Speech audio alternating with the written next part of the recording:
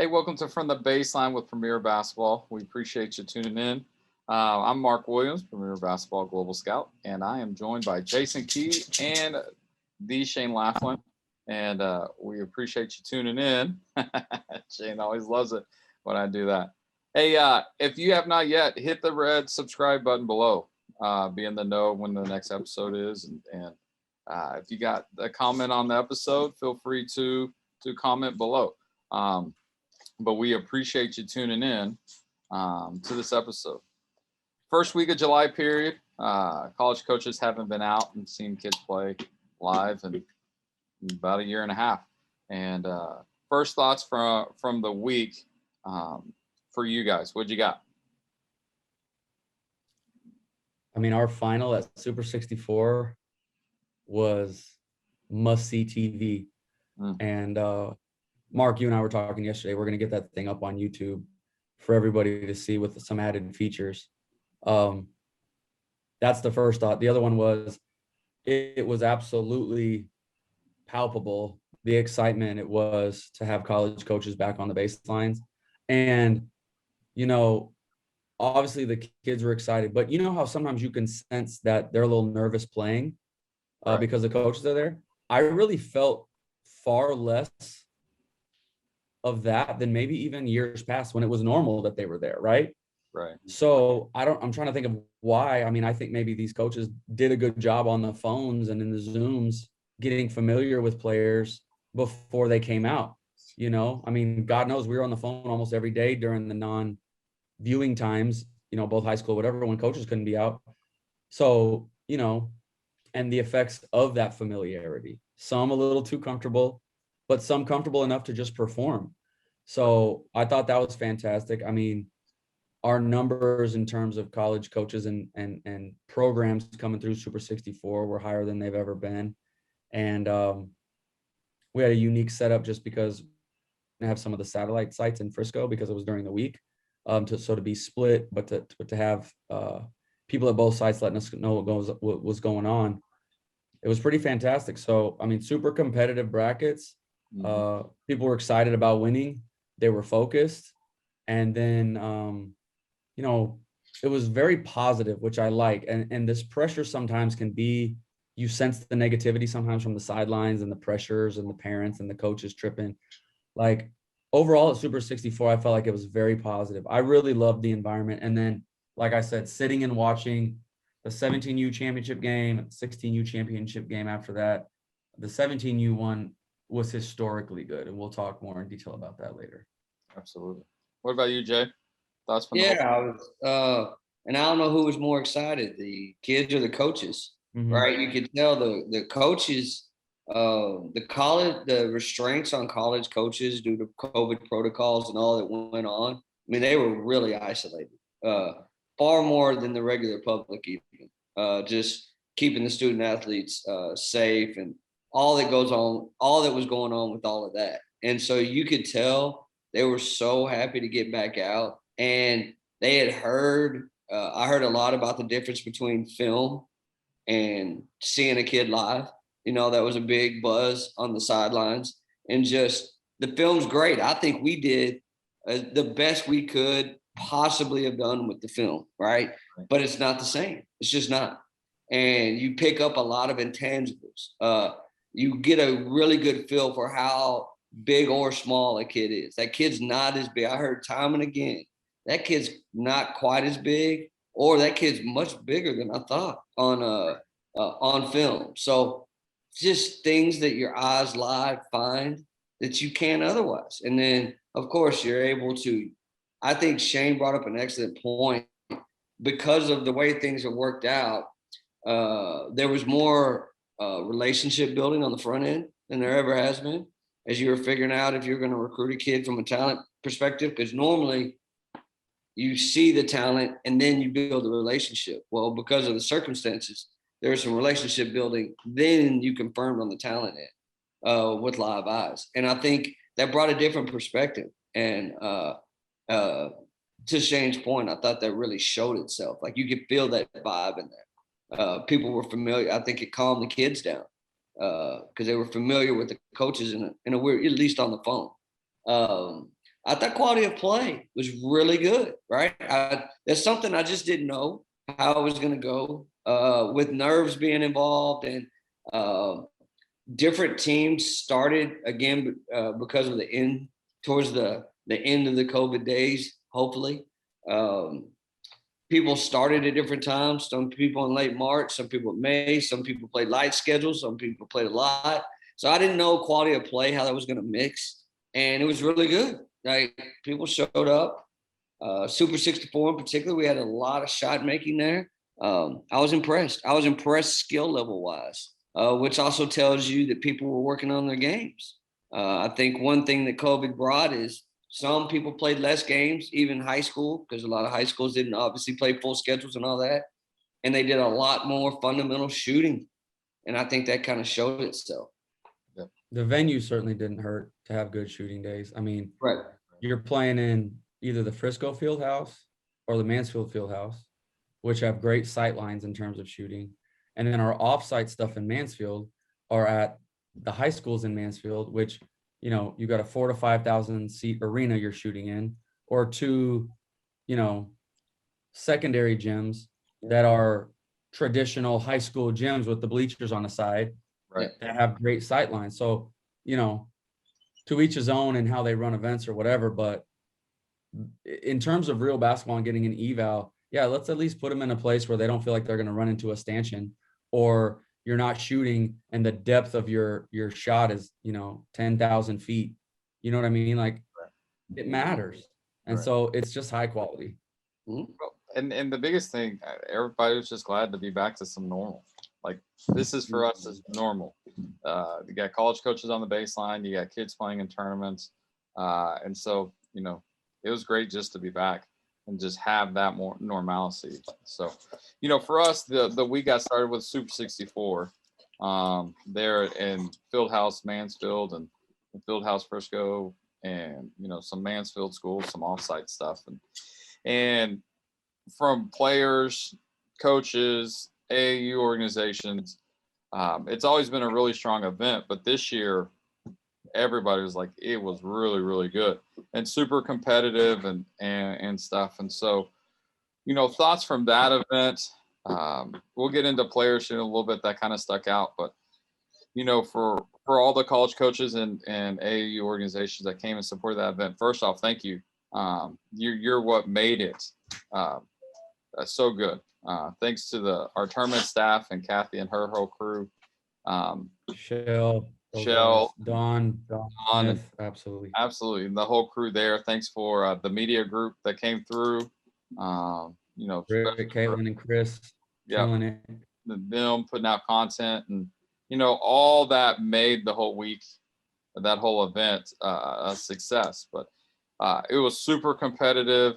Shane talked a little bit about the final. We're gonna put that up here at a later date, but one of the better finals we've had in a long time, if not at the whole event. You know, with two independents, arguably, you know, two of the top independents in the country, depending on where you're at with Arkansas Mavs and NEPA Elite. And so, but let's talk a little bit about the event, thoughts going away from it, and then we'll kind of hit players that stood out. And Jay, what are your thoughts overall from the event? Yeah, and going beyond the championship, what about the semifinals of the top bracket? We had a double overtime game with Joey in NEPA, Team Lex Nation in NEPA. And then I thought probably the most heat, it wasn't better than the championship as far as game quality, but the most heat was San Antonio Finest Arkansas Mavs. Really went at it. You had individuals jockeying for position within the team concept. And you had two programs that fully expected to win this thing, and you could feel that vibe when they played each other. I was really impressed with the coaching in that game in particular. There was a lot of chess moves, a lot of X's and O's, particularly on the out of bounds sets, your slobs and blobs. That I thought there was some great countering going on back and forth. And just a great game. And then that goes on throughout, right? There was a lot of depth throughout the tournament in multiple brackets. North Texas Shockers, Adele Tack, really made a name for herself as a 24. I mean, just on it goes. The player first kids. They have 3 24s and Ryan Forrester and Iwachukwu, and on it goes. So there was depth. There was players for all levels. We had a ton of D2s and NAIAs and JUCOs along with the D1s. And so there was eyes for everybody. Right. Shane, thoughts on on Super 64? I thought Jay nailed it. I enjoyed getting a chance to lock into the 16U bracket. Shout out to Joey, the way he structured the bracket. So we had, the top 17 and the top 16U bracket play offsite at the high schools day one, only to bring them back and really stagger them well to where it wasn't just an identification type of eval for us. We were able to really lock in. And obviously when we have our whole team there, it really helps. And then we've got our content people there pointing out things that maybe we haven't seen yet. So we're getting to courts, but locking into those 16U breaks and really being able to get to the depth of an eval instead of just like talent identification and potential, really seeing whether they displayed some consistency as the bracket progressed. And obviously your competition becomes steeper and deeper. So I thought that was really good. I thought, there's some player we hear about a lot of players. People flood our inboxes and tag us and do things, which is great. It's a lot to keep up with. To be able to see the players that kind of went about their business quietly and came out and really, really performed. I mean, as hot as a name that Nepa Elite is right now, and Sierra Toomey, they've got the 2 kids going to Drexel, and then Sierra, she hadn't played in front of college coaches like this before, because last year would have kind of been her breakout summer. And the summer before, she was a younger role kid on an up and coming team that probably wasn't playing in, the oldest bracket. Right. So as big as she is and the attention coming off, and people were literally changing their schedules on the baselines to go to Atlantic City to see them at the end because of Toomey. She said in the interview with Britt, I haven't played in front of coaches like this before, which again, to her credit, she just played. So that says a lot about you. So, and then again, you've got some sleeper kids, like Sydney Summers on West Coast United, 16U. God maker. Woo! Yeah. And just, just kids like that I thought it was just impressive, and then competed through. And again, the shot making and the preparation. But then I really, like I said, there was something every round for us to be watching and really diving into. So that was really good. And then, the Mavs won the top bracket. I think we'll dive into them. I mean, those guys are doing a great job. They came to practice the day before. And so what I thought was really unique about them, they brought 5 teams to practice on the 5th for a couple hours. And, I pay attention to little things like how they prep and what they do. But people talk about, like, Mark, as a teacher, you understand this, and young kids, like, their attention spans, right? They kind of, I see some practices and even college practices where people aren't locked in for the 2.5 hours, whatever. These guys were in there for 2 hours, and all 5 teams were locked into their coach the entire time. And they had a great structure of warm-up skills, team stuff, skills, team review stuff, back to some fundamental skills. If this 5 over here was working on execution, this 5 was working on a handle or a micing or something like that. But they were locked in the whole time. There wasn't a minute wasted. And then they play in the games, it translates. These things are important, because if Ed Durham needed to make an adjustment in a game, all he had to do was talk in a timeout or at a free throw or at a dead ball, because they're used to being locked in and then communicating amongst themselves, So just little things like that I like to pay attention to, because they are directly translatable and beyond talent, beyond the requisite talent, that I think helps us understand how they're going to be. So, I can't brag on it enough. And then, like I said, we got lists and lists of players from the event as well. Absolutely. And it was a great event. And we once again we appreciate everybody there. Let's hit real quick, maybe some kids that just jumped at you. Not names that we knew already, but fine. Yeah. Well, I got to start with one just to do it. We know where I'm going. But Toomey, you say Sierra Toomey hadn't played in front of college coaches a lot. I don't think Michaela Williams had either, right? And she's special. Like, I had people, I go to Chicago, great event, and we'll talk about that later. In Chicago, everybody's talking to me about Michaela Williams. Like, I mean, she is a franchise player. Just the competitiveness, the leadership. She does not want to lose. She's not scared of the stage. I just couldn't, I try to pick apart a kid to find your weakness, and I can't find it. She won't there isn't one. And so if we're really being picky, remember we sat there in the first couple opening rounds, and we're already noticing from April to July, her 3-ball stroke is better. Right. So it's clearly been one of the focuses of her player development. And because the release was a little low in April and she didn't make a lot of threes, she made some, but you could tell it's a work in progress. So we were talking about it in the first couple rounds. She was relying on it in real game action, maybe when we knew she could get to the rim or we knew she could get to the paint. So we're saying, okay, it was clearly a point of emphasis. Is this going to stay that way? But in her mind, you can tell she was being methodical. She's like, look, I know I can get to the cup. I'm going to take a couple of these threes. I'm going to get my rhythm. I'm going to get going. Because when it came down to the semifinals and the finals, that thing was knocked down. And so, like I said, we were just wondering how she's going to blend because she's one of those few that can do both. Yeah. I haven't seen a complete player like this in a while.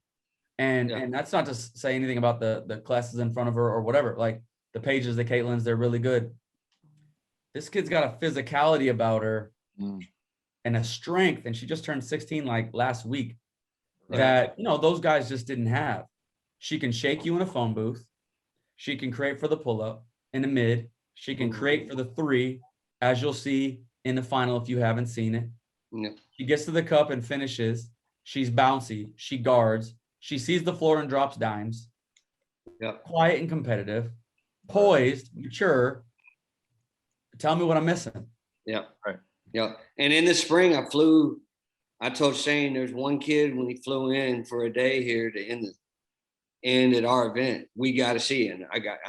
And again, she's better than advertised. Same with Toomey, better than advertised. Yeah. Oh, absolutely. Also on that same that team is actually one of the top 3 to 4 most complete teams I've seen in the country.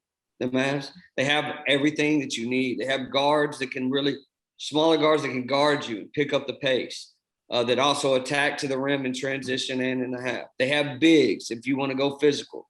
They have wings. And I love Dariana Bucks.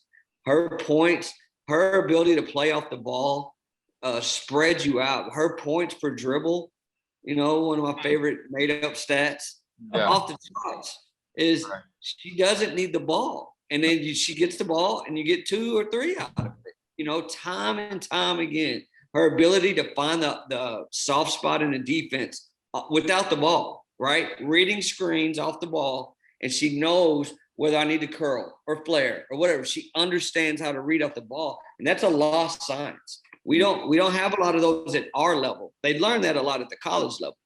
I don't see that a lot at our level. And so it's a real separator. Yeah. Big time. Mid-range killer. Goodness gracious. Without much, she can get it to the mid-range off the dribble, but she can also, she can use the curl correctly. And set the ball. She gets the mid-range without the dribble. Yeah, very rare. A flash with open spot in the zone, as you said, Jay, using a screen, being somebody that's off the ball as you're clearly locked in to loading to Michaela, and she puts herself in position to efficiently get the shot off. It isn't like, well, I'm over here, I'm open, and when I catch it, I got to put on the deck. Right. Points, like you said, points per touch or dribbles per touch. Points per dribble. Points per dribble. All those, all of the above is what I'm saying, right? Like all of the above. It's just like, and then they're smaller guards. What is it? Hardaway, Harrison, Kemp. Yeah. They're good and they're quick. And a lot of times those ones that are like get in your face, pressure guards, foul a lot, and they play out of control. not these guys. Yep. Very complete team. I mean, this is a top 5 team in the country. Let's just say what it is. I'll give you another one for me is Bailey Maupin, who just committed to Texas Tech. But she's even better. You know, every time I see her, I'll walk away thinking she's better than I thought she was. Right. And there's a real competitiveness to her. And there's a rise to the occasion ability to her. Like she seems to really like the big games, right? And I think that's gonna translate well to the next level. Really good. I mean, really good athlete too. Like there's things she's gonna improve on here, but there's a lot to work with her. With there. So I really liked Bailey Maupin. One last one for me, Kristen Rose. I was on the 16U Lady Jets team. The thing I was impressed with, they had an injury there to a major piece of their team going in the week before, and you kind of reset.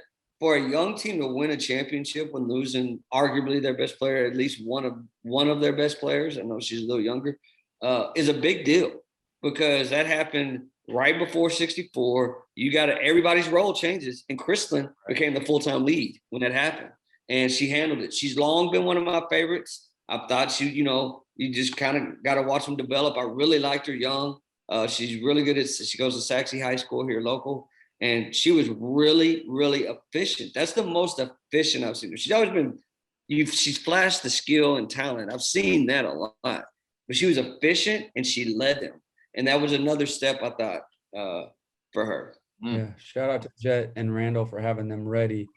As invested as Jet is, I had a discussion with a lot of college coaches that just were pleasantly surprised with how involved he is with their program. And, you know, if you're not in this region, you just don't know because you haven't seen it. Again, especially in like the last 18 months or whatever. Yeah. They're saying a lot of these athletes, their names are on it. I said, guys, he's on the whiteboard with every team that he can be a part of. If he can be there, he's there every single weekend. And yeah, like you said, with Lofton down, they just kept him rolling. And you know, guys like that, coaches like that, you know, they do such an amazing job, you know. It's invaluable. And to your, like you said, just to follow up, it's not just at the Super 64. No. He's at every tournament, every weekend. No. At every level of team, as long as there's not a schedule conflict. Yep. So shout out, Jet. Shout out. All right, let's talk about some players maybe who finds for the week. They're at Super 64, kids who that we hadn't seen before, but really just kind of popped on the scene for us. And so I think for college coaches, Ryan Forrester, the guard for Players First, extremely skilled. I actually had spoke to Carly Wenzel for San Antonio Finest parents, Virginia Tech commit, and I said, man, her base looks a little stronger than it did.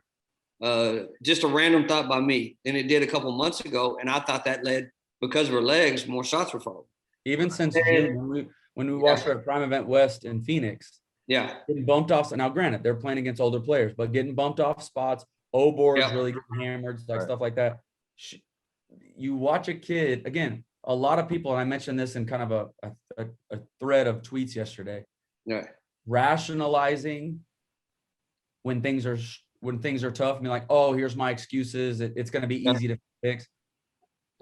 This kid just said, okay, I need to get a little stronger. I'm young. That's hard because you can't eat enough to put on any weight, but I'm not going to trip about it. I'm still just going to come back and play me because I know I'm going to get there because I know my consistency of work.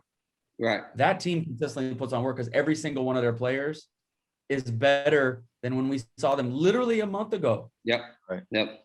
And that is development. That's the blueprint. Like, there's people want to talk about a million ways to do it. Market yourself, blah, blah, blah, blah, blah.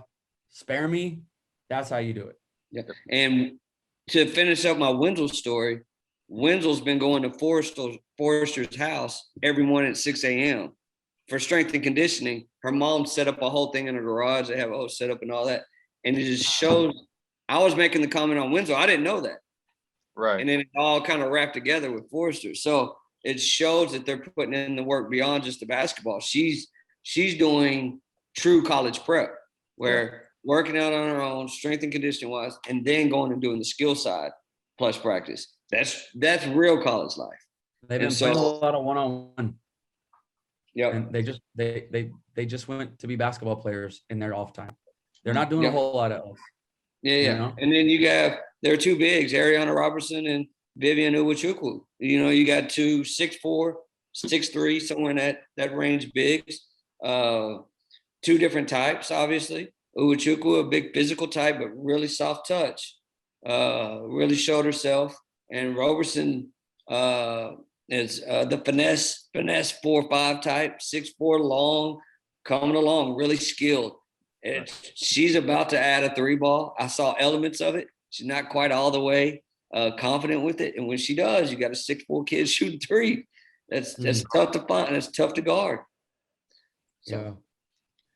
And talking about fines in terms of live eyes, we were well aware of Amari Whiting from NWBA, but it was great to get live eyes, live comp. And you know, plays high school basketball in Idaho. If I'm not mistaken, it's Idaho, not Utah, right? Like, if I'm not mistaken.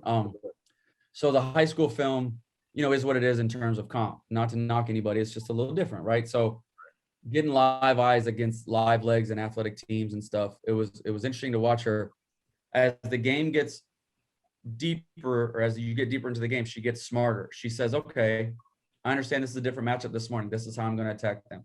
This is how I'm going to play off the ball screen. Super competitive, super locked in, definitely Hooper Hart. Really enjoyed watching her. And then they had a 16U 2024 Delaney Gibb, who she knows how to play the sport. You know, good athlete, good skills, but like there's something about those super efficient players that just say, look, this game, I'm playing this game. I'm good at this game. And then I'm going to rely on my natural gifts. We mentioned Sydney Summers, 2023 from West Coast United, and then don't sleep on Izzy Navarro as a 2022 from their 17U team.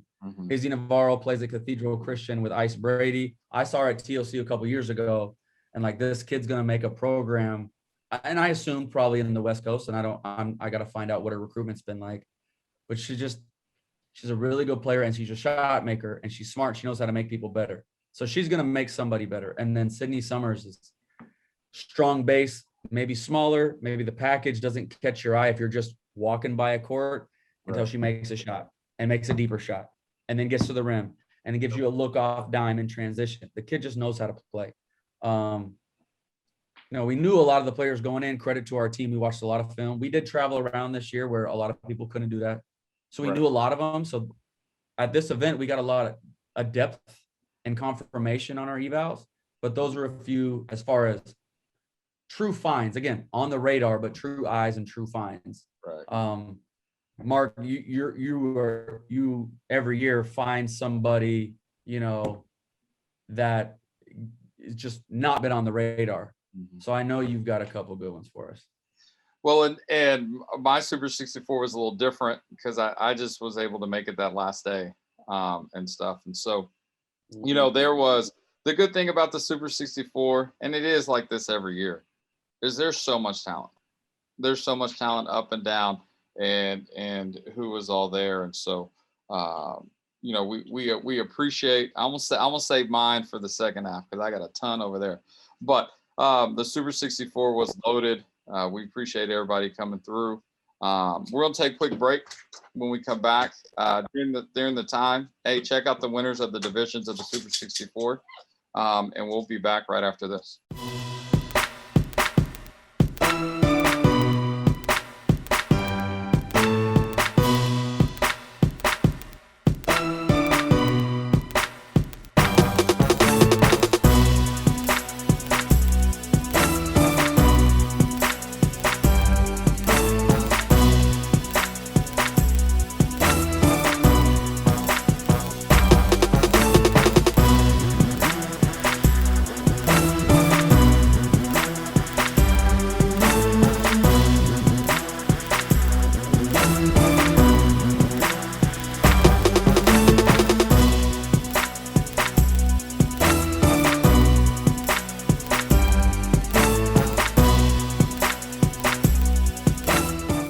Hey, welcome back to From the Baseline with Premier Basketball. I'm Mark Williams, joined by Jason Key and Shane Laflin, and we appreciate you tuning in.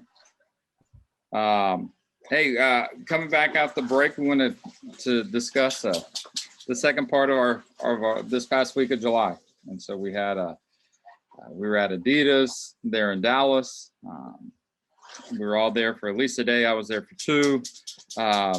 Shane and Jason went to Chicago, so we were at the TOC and the NEYC event there, and then Shane went over to Under Armour. So, we're just going to kind of jump in here and discuss some players that stuck out, some players from the events that we found and did well. And so, we'll just jump in, but. Shane, who's a player? I'll let you start with a player that stuck out to you in the second half of this first period. So I started the 9th in Adidas. If you would like to touch on, Jay will go into a little bit more depth on this one. But seeing Isabella Fauntleroy back healthy and confident, which is taken, understandably taken. It's time because that's what knee injuries do. But we'll dive into that. Tana Mayer from Mass Rivals of 2022, Don't Sleep. This kid is hungry and pretty good. Victoria Morales is their PG. I thought she did a wonderful job. She's gritty, man. Morales is gritty. Yeah. And a point guard. And just they know what they're trying to get accomplished. The Metro Stars are really fun to watch. I think they're arguably a favorite going into the Adidas bracket. I actually meant to look up to see if that bracket's been populated yet for Birmingham. I'll check that out. But Agara, Woodson. Woodson was really Olivia good. McGill. Olivia McGill's coming for people in really the 24 class. Yeah. You had Hardwood Elite with some young ones, Tiana Chambers, Sienna Betts. Chambers on the 16U team, Sienna, battling her way through 17U, but getting better. Chloe Kitts, who before the May event in Atlanta had been out for I think 6 weeks, and so she came back there and showed her talent, but wasn't completely back, and so she's back. Central Florida won an event in the first half, which was a great win for them. They're really, again, arguably a favorite going into Adidas. Sleepers. Fernanda Ovalle, who's at Montverde. I think she's a great role skilled player for somebody at the next level. Who else at Adidas? Ohio United's got a 24 big. Let me not mix up her name. Ramaya White, that I think's got good hands and feet. Obviously has some seasoning to get through. I had heard of Maya McCluskey, I think is how you say her last name, with Always 100. It was good to get eyes on her. They've got a couple 24s in Jordan Poole and Janiah Donahue that I think are worth watching. Northwest Blazers have those 26s and Olivia Edwards and Brooklyn Haywood. Malia Samuels at the point. Greyhounds. Sorry, thank you. Northwest Greyhounds. Sorry, it just rolls off. But yeah, Northwest Greyhounds. You're absolutely right. I'm hoping I'm not leaving anybody, but off the top, you got San Antonio Finest with a couple of young ones getting good clock. LA Sneed and Bella Flemings. And then their 16U performed really well. It was really fun to watch. Giselle Johnson, Asia Proctor, Layla Conley, Savina Sancho. I thought they had a great weekend. So that was just that day at Adidas. A lot of kids there. The only name I didn't hear that I just love is Alyssa Crockett. Ooh. Oh, yeah. I try to name the ones that I tried to find. Yeah. Alyssa Crockett is freaking cold. Man. She's a I like that. I hadn't heard it. Oh, I've been saying it for 2 years. She's always been good, but I mean, her Yeah. game right now with the 3 and what she's being able to do. I mean, she's accelerated her game rapidly, and oh man, she was phenomenal in Dallas. And that team has a couple Division I kids out, Big Ten commits with injury. Yeah. And she's carrying a lot more of the load, and they just move her around the floor. Yeah. Oh, I mean, you win with those kind of players. I think Amaya Battle's a really, really good get for Minnesota too, by the way. Yeah. In-state, obviously, so you're trying to sew up the borders as best you can, but man, gritty, can score, defends, makes plays. I really liked her. To Shane's point too, Fauntleroy was on a mission. I think that was pretty obvious, and mission accomplished. I mean, make shots. She's had yesterday, recruiting wise, because of where she is as a 22. My phone went bananas on her, and obviously I was pumping her a lot on social media. I think that had something to do with why college coaches were calling me. But there is a all-out sprint going to try to get her from all over the country. Yeah, it ain't a relay because they're not willing to pass the baton. They are going to die at that finish line. Yeah. One of the players that was a lot of talked about in Chicago, and one of the players that was talked about when I went to Indy, people were like, all right, you sat and watched Bella Fauntleroy, right? Yeah. And I was like, yes, I did. Yes, I did. Yeah. Absolutely. And then credit to her and her whole camp. I mean, when she had the knee injury, which she's getting back. I mean, she's not 100% back, but they went to work on the jumper, and the jumper was ridiculous. I mean, I saw her before. In the pocket, very consistent footwork. Yes, absolutely. Tough shots, tough threes. There was a loose ball that kind of bounced, rolled out to her. She literally picked it up off the ground, all in motion, straight up, and just put it. I'll tell you, a tough out in Birmingham is going to be Central Florida Elite. Chloe Kitts, to me, was the breakout star of Adidas. I've really liked her in the past and all that, but it's all there. She's got it. And I think Tony Morgan is as good a steady point guard as there is in the country in the 22 class. Like Tony Morgan gets people where they're supposed to be, gets the scorers the ball on time, just clear floor general. And there's not a lot of those anymore. Like most people another one coming off of injury, just progressively getting more healthy and getting back to her old self. And then all of them, these guys, it seem like their mental prep. Exactly. And they didn't just check out while they were out. They got better thinkers. They got better basketball minds. And in the age of skill development and the way we're developing kids, she's a basketball player. Like she understands the game side of it. So those are hard to find. And she's going to be a really good floor general at the next level. Yeah, totally agree. And we don't want to overdo it on Joey's group, but they're growing up too. I mean, they're one of the favorites going into Adidas, and you're talking about a roster full of 2023s. Yeah. JB's growing up, Addie's growing up, Kylie's growing up, Savannah's adding to her game. McKenna Brackens is a sleeper as that kid plays more basketball and becomes confident in her decision making. She is a good decision maker. She's just hesitant because I feel like she thinks she doesn't necessarily always belong. She knows how to play. Tristan's having to adjust her game a little bit, and she's done a good job. Shadeja Brackens is an athlete that, again, the more that they're in this environment, the more they're going to show that they're a really good player. Again, when we're focused on right now, just, essentially the days we spend at the Adidas spot, I mean, those are some favorites going in. So, I mean, I think you've got 5-6 teams, and the bracket's not populated just yet. I just checked the app.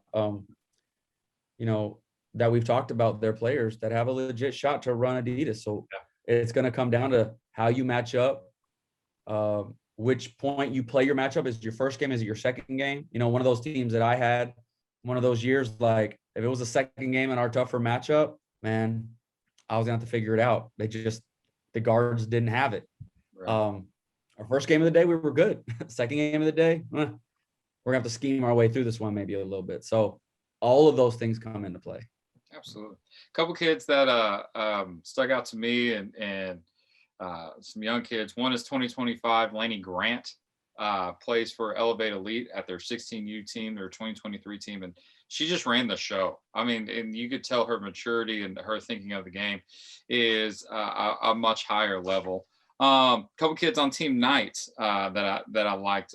Zaria Blake, an athletic 5'11" wing, and Aspen Johnson.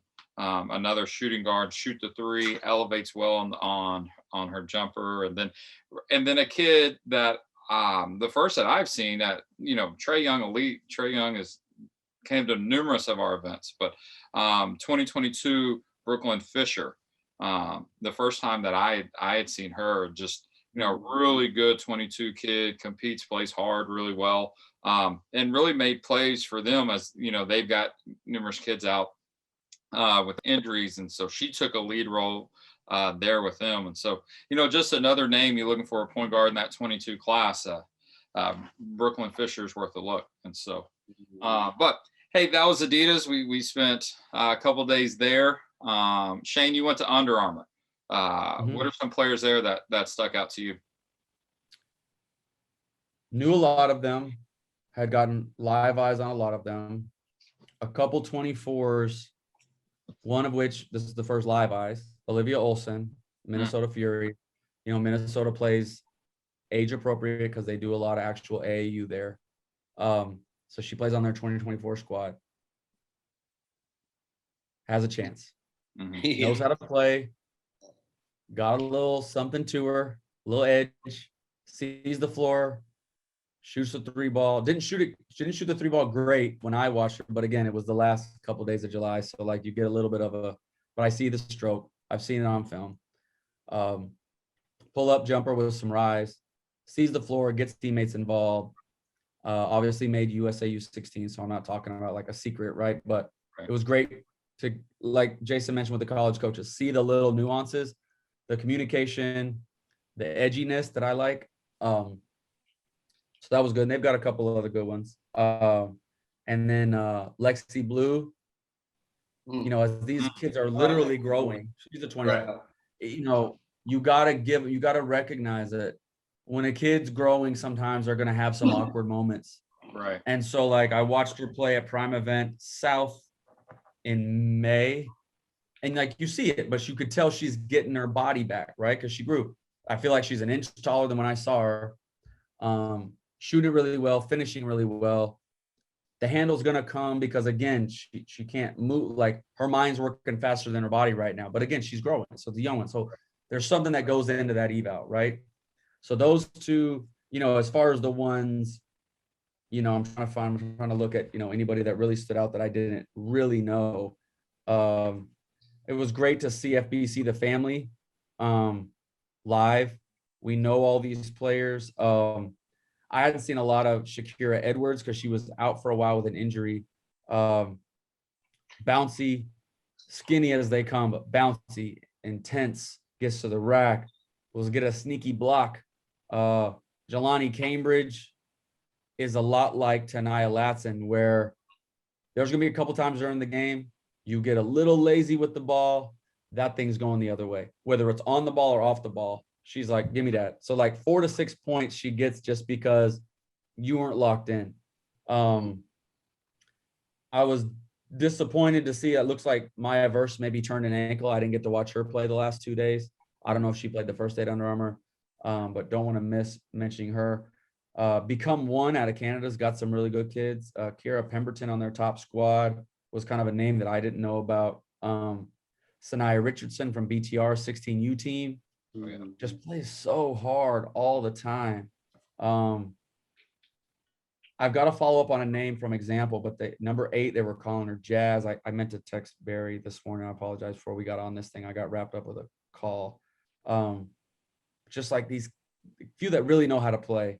FBC is FBC, no secrets there, right? Wisconsin Flight. I anticipate a Wisconsin Flight FBC final. I'm sure West Virginia Thunder, WPA, or a Bay State or somebody, again, matchup oriented depending on how the bracket goes. I think FBC United and FBC the family are on the same side of the bracket, so that could be interesting. Yep. Wisconsin Flight is a well-oiled machine. Talia Scott, and talking with her group, like really, really good. It's time to define if she's going to be that I run the show and can score, or if you're just going to be the scorer. I thought they played their best when they moved the ball and got open shots for everybody. And then she burns you when she gets it back. but there's no question she can create space and get a shot off almost any time she wants. And really played through a couple times where she just got absolutely hammered and bounced right back up. Now hear me on this kid, Gianni Boone from GTS Fusion. Mm-hmm.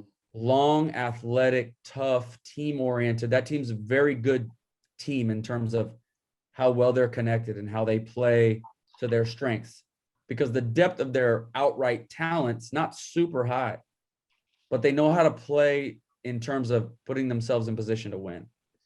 That's a sleeper kid in 22. If I'm a low to mid right now, if I'm a low D1 kid, this is a no-brainer. If I'm a mid and I need a wing that's going to add some energy and competitiveness to my roster, you got to see this player. I'm going to be a big advocate of hers. She impressed me in Pennsylvania, and then I'm big on, okay, I want to make sure. And on the follow-up, showed it to me. Try not to leave out, too many. Montaya Do just keeps getting better as she gets more assertive and like almost comfortable in the limelight, which I like, because too many of these kids are like the limelight more than they like the playing. For my taste, it's not the majority of players. It's just there's too many going that direction. Right. I thought Kimora Johnson played really well. She had a fundamental handle. I think that thing's gotten a little bit tighter on a string. So yeah, I mean, I've got a long list that I want to, go through all. Michaela Blake's, Rio. Even a few weeks ago, I thought maybe the handle could tighten up a little bit. And only because her it's hard to keep up with her feet. She's so fast. Right. It's hard to expect the handle to catch up. I thought her handle was tighter. She was able to shoot the three when teams went under the ball screen. That's huge. Off top, just glancing at my list. Those were the ones that stood out for me. I'm looking forward to knowing how that Spooky Nook event goes when Jay goes through there at the end of the eval period. Absolutely. Now, me and Jay got to go to Chicago. An interesting thing, as long as I've done this, that was actually my first time at the McCormick Place, because typically I'm international and so I'm overseas. Oh, that's right. Usually till the second half, and so it was cool for me to be there. And man, there's just so many kids. And me and Jay were talking about that earlier today. It's like there's so many teams, there's so many kids. Like that is such a big and really just a good event. But Jay, why don't you get started? What are some kids from? Yeah. I'm gonna quick hit the EYBL. Reason being, all three of us are running through Augusta. Right. Right. So the depth of the EYBL, it's serious. I mean, I think we all understand that kind of thing. So there's so many kids. We could go on and on and on. I don't want to go overboard because I think we're gonna really hit Augusta deep. Right. With all three of us being there, and then of course I'll go on to Under Armour, as Shane said. So, but there's one name. Like if you just came out of there and you came, there's actually two, but Hannah Hidalgo, she was headhunting. She meant business, and she sliced throats. And so this kid for that matchup. Yeah, this kid is as competitive as it gets, and she wants it. She wants to show. You can see within her who's a better point guard than me, because I don't buy it. Right. And that's across the board. She's just got that competitive stuff to her. So tough Philly kid, Kevin Lynch. Shout out Kevin. When I went out to Philly, he was telling me, I'm telling you, Hannah Hidalgo, I really liked her there. That showed in our rankings type thing. Prime East, we saw it again. And then Chicago, we see it a third time. So really good showing for her. On the 16U level, help me out here, baby Giannis, Lady Giannis. Prosper. Woo! So my biggest question, first of all, I'd watched a little bit of film and all that. She really likes to lead with her left hand, but she's right-handed. Mm-hmm. It leads to a lot of open gaps with that length. And then the three's going to get, the release is going to get a little bit higher. But I was actually impressed with it. She had quite a few threes for me. And so the length and all that, I mean, she had head college coaches full attention. Absolutely. Like she's the one that, to me, that was the most hotly recruited coming out of there. Just knowing you could see by who was on the baselines how important she was. Absolutely. Well, and a couple kids, just sticking with the EYBL, young kids that I saw that caught my attention. One with the Cal Swish 16U 2024, McKinley Randolph, and she's like a mirror image of her dad. I mean, just the grittiness. No doubt about it. Just like, I'm gonna go through. You ain't stopping. I mean, just like Zach Randolph. Oh, absolutely. She handles the ball well. She can score in the post. So she was a kid that I liked. A kid from Utah actually plays for Colorado Premier. Is 2025 Taylor Harvey. Good size, mobility, just a lot of potential there. And then one more out of North Tartan, plays on their 16U, is 2025 Aaliyah Crump.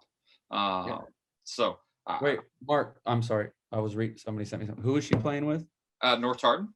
Got it, because she was with the Metro Stars. I had a question from it. I didn't know where she went. Okay. Aaliyah Crump. And so those are a couple of young kids. Because I kind of focus more on the young kids because I knew we were going to see holders there. But a couple more shout outs from me. Ruby Whitehorn. I think she's the Dariana Bugs of the Midwest. Right. Where seriously, she's just so tough to guard, with or without the ball. Extremely efficient.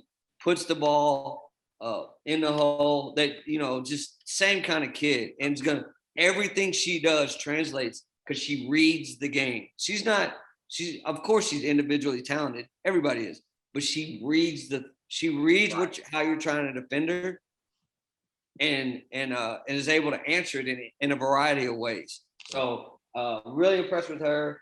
And then a couple of team situations. Man, that team takeover. Woo. You want to talk about D'ing you up? Guys, you guys knowing me, that's my kind of thing. I love the interchangeable, really physical perimeter defender, lockdown types.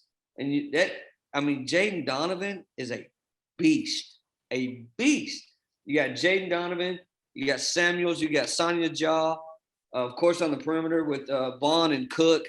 And they don't have the big, but they have deep on the wing, and everything's interchangeable, and they're so freaking hard to score on. They're going to give people in Augusta a lot of problems. And then lastly, all Iowa. All Iowa does is win. Year in, year out, same stuff. They're so well coached. They shoot the ball.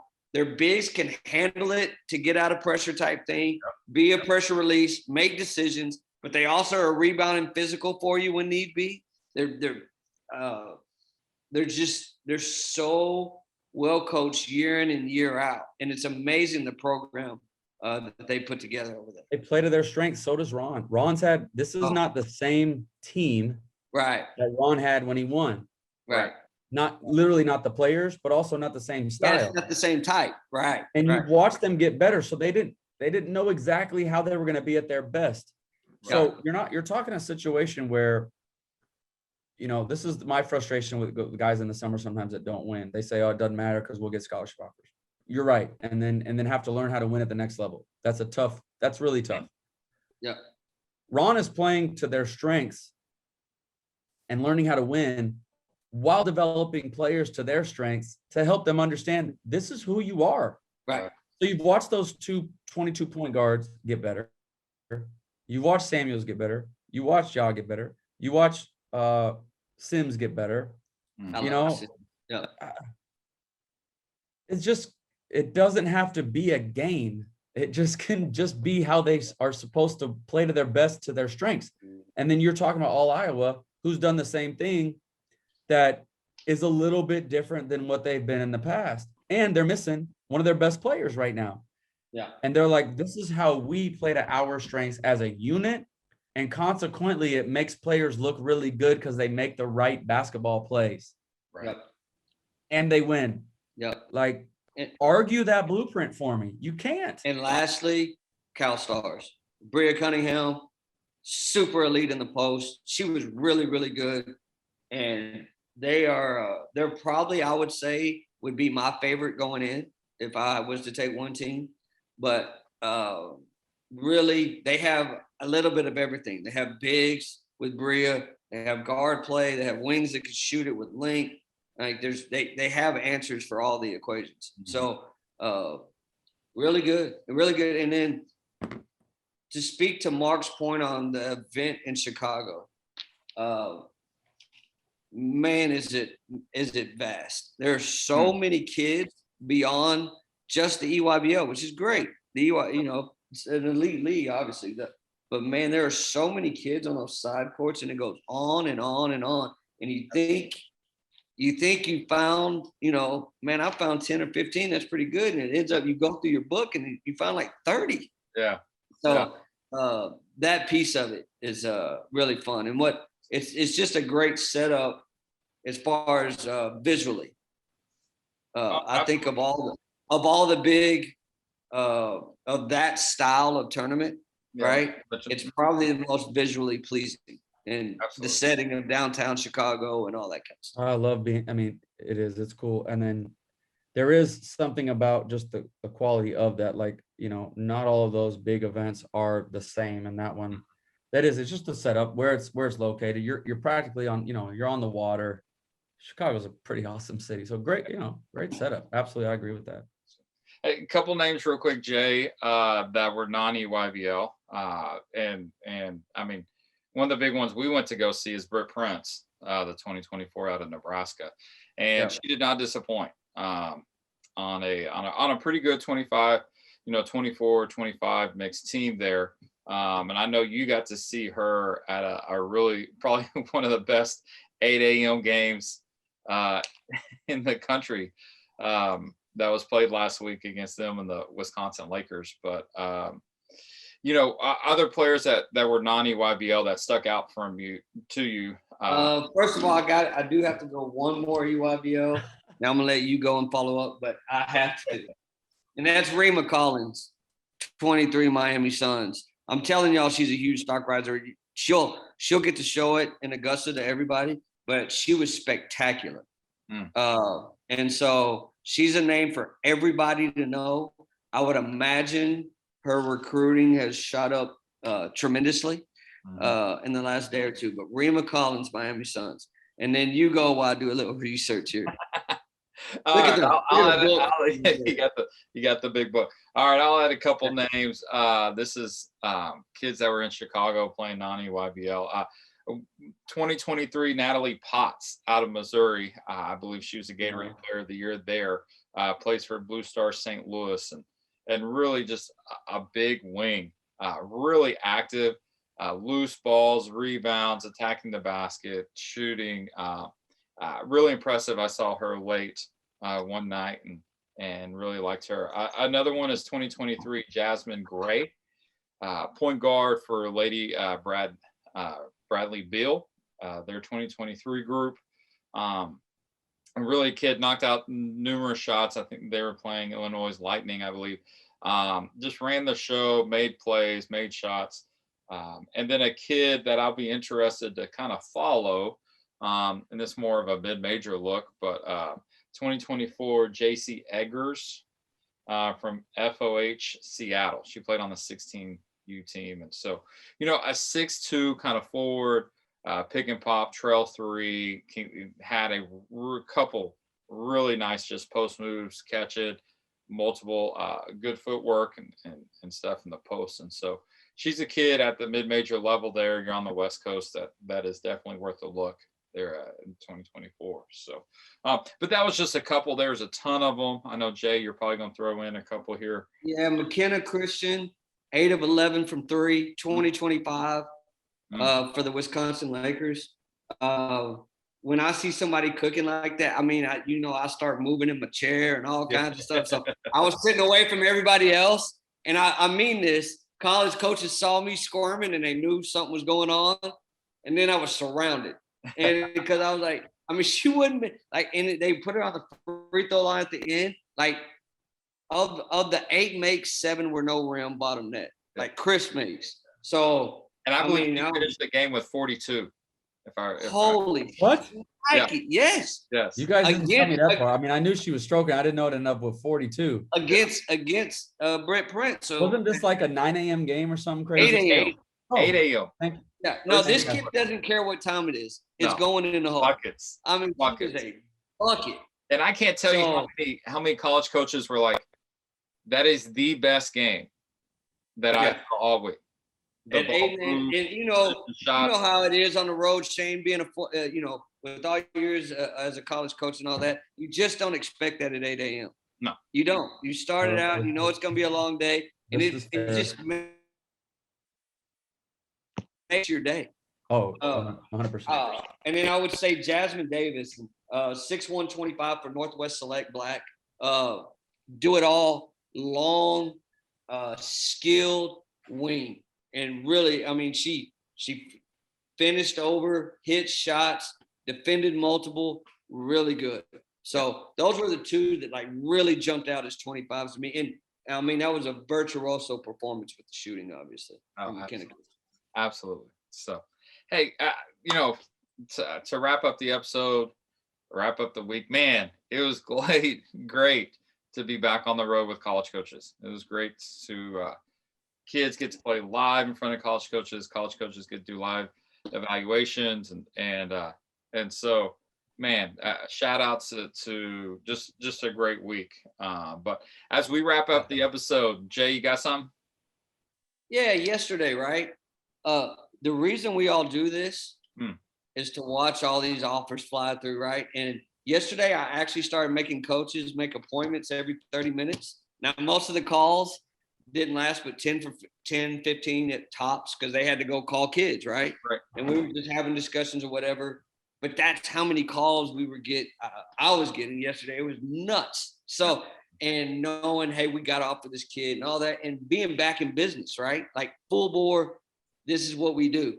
And on social media and all that, watching the celebration of offers and that kind of thing. And then I want to encourage the kids that it didn't happen yet. That doesn't mean it's not going to happen this week, right? There's different staffs do things different ways. I had a few staffs telling me we're not offering today. We're going to make a few calls, but we want to actually talk this through as a staff and make sure we are where we are. And praise God. Yeah, and have different processes.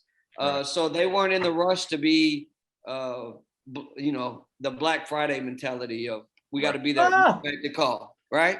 Yeah. We're actually going to take our time and think this through, which, to each their own, whatever. Absolutely. But I want to encourage the kids because keep playing, know that there's a lot going on here and everybody's playing catch up. We're playing catch up, especially on the young kids.